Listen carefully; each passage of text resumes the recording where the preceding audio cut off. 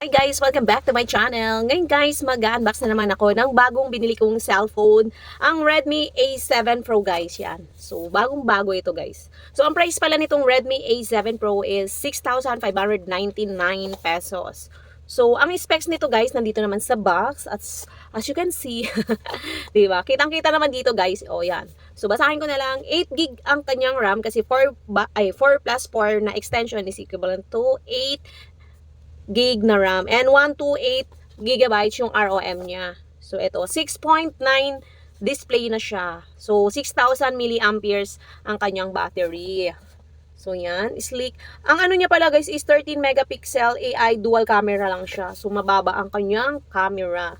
Pero octa-core na rin ang kanyang processor. So dito, anong color ba to?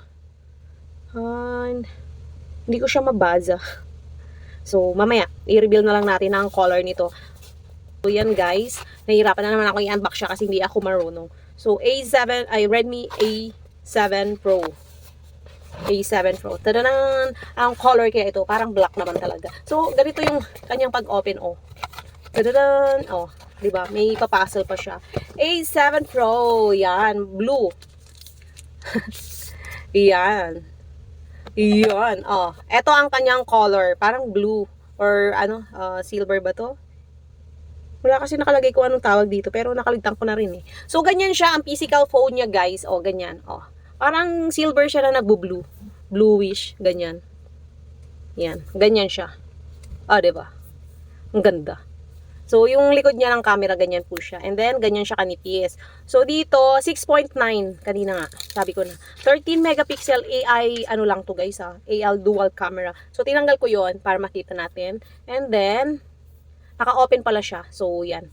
So, ipakita muna natin dito. Ito yung pinaka-volume, power button, volume down, volume up. So, yung camera niya guys is nasa gitna din. And then, yung pinaka-lens niya sa likod ng camera niya. So, walang nakalagay dito. Anything. Walang speaker whatsoever. So, yung lagay ng SIM card, guys, nandyan, oh. Nandito. Sa left side. And then, dito, guys, yung jack ng, headphone.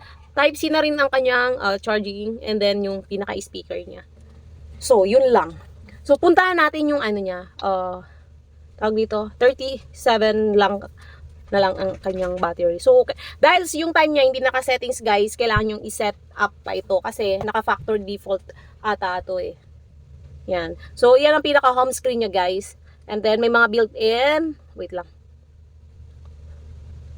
Aray, refresh. Bakit ganun? So, yung mga naka-built-in naman ditong mga apps guys, yan. May Lazada, ano ba to? Netflix, Spotify, Facebook, Instagram, and pwede nyo na rin naman siyang installan ng kailangan nyo. So, yan. Mababa lang yung camera nito guys ha. Pero AI siya. Not sure kung anong pinagkaiba niya sa ibang camera kasi ito, naka-indicate is 13 megapixel AI camera. So, siguro naman, ma-review natin in the future kung ano yung kahit mababa siya ba or maganda rin kaya siya kasi naka-AI na siya, 'di ba? Mga AI is mga high definition whatsoever na yung mga photo natin. So guys, para ma-check natin kung tama yung nakalagay sa box, puntahan na natin yung kanyang nawawala eh. Settings. Yan. So nandiyan na tayo sa settings. Check natin yung about phone. Nawala yung about phone. Nasa taas pala yung about phone. So click natin. Yan, makikita, pagka-click, yan yung mga information na kailangan nating basahin. So, yan nga, device name, Redmi A7 Pro, storage niya is 128, basahin ko na lang guys ha, huwag kayong And then, Android version niya is masyado mahaba. Ano ba to? OS version is 3.0.40, yan. Certification, may certification pa yan guys, Ano kaya to? Naka-certified siya.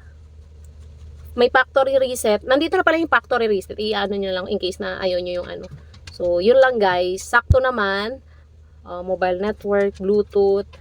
Ang dami. Dito sa settings naman makikita lahat guys. So, kung may kailangan i-change, dito lang tayo pupunta. So, yun lang guys. Ito yung pinaka-home screen niya. Pinaka-physical. Yan. Ganyan ka siya kanipis. And then, ito, pagka-blue niya. Hindi kasi nakalagay. Or hindi ko lang mabasa kung anong color talaga to. Octa-core na rin naman siya. Powered by Xiaomi Hyper OS siya. So, ito rin pinaka-physical phone niya. Tingnan naman natin guys yung laman ng box. So, kasi, di ba? May paganyan-ganyan pa siya. Hirap na hirap talaga, Kailangan mo siya bukain, So, dito naman, dito naman guys, yan. Tanggalin natin, Meron pa pala dito, kailangan, tawag dito, nandito pala yung kanyang, ganito pala to. So, kailangan ganyan-ganyan, Nandiyan yung charger na masalimuot. So, ganito yung charger niya, guys. Kailangan nyo ng adapter kasi nakaganito siya. Hindi ko alam tawag dito, So, bibili kayo ng adapter para dito. So, Type-C na rin naman to, guys. Type-C ang kanyang cord. Ito yung adapter and then yung kanyang cord. Ay, kasama pa siya. Ito, ano ba to? Guide in warranty. Ayan. Safety information. Bakit may safety information? Ayan, safety information. May kasama siyang jelly case. Jelly case niya. Ayan. Kasama siya, free naman. So, wala na siya, Yan lang. Yan lang talaga. Asan kaya yung injection pin niya? Kasi hindi ko makita. Yung injection pin niya pala, nandito sa box. Ay, nandito, nakakabit. Diba? Imagine mo yan, hindi ko nakita. So, yun lang guys. Maganda naman siya, actually. Kasi, murang-mura naman to. Yung camera lang ang mababa sa kanya. And then, kasi 8 gig na rin siya, N128 sa price na 6,599. And then, 6,000 milliamperes na rin siya. So, goods na rin to guys sa mga naghahanap. Yung Redmi naman siya is Xiaomi naman So, sa experience ko naman, marami naman akong na-unbox na Redmi. Wala pa naman nagiging problema. So, parang bet na bet talaga natin gamitin or bilhin ang Redmi. So, yun lang guys. Thank you for watching. Don't forget to follow, like, and subscribe pala guys sa aking mga social media account. And comment ka lang kung may katanungan kayo sa mga cellphone na binibili ko. Or gusto nyo bang i-review ko ulit once na nagagamit na kung maganda talaga siya. So, yun lang guys. Thank you. See you on my next video.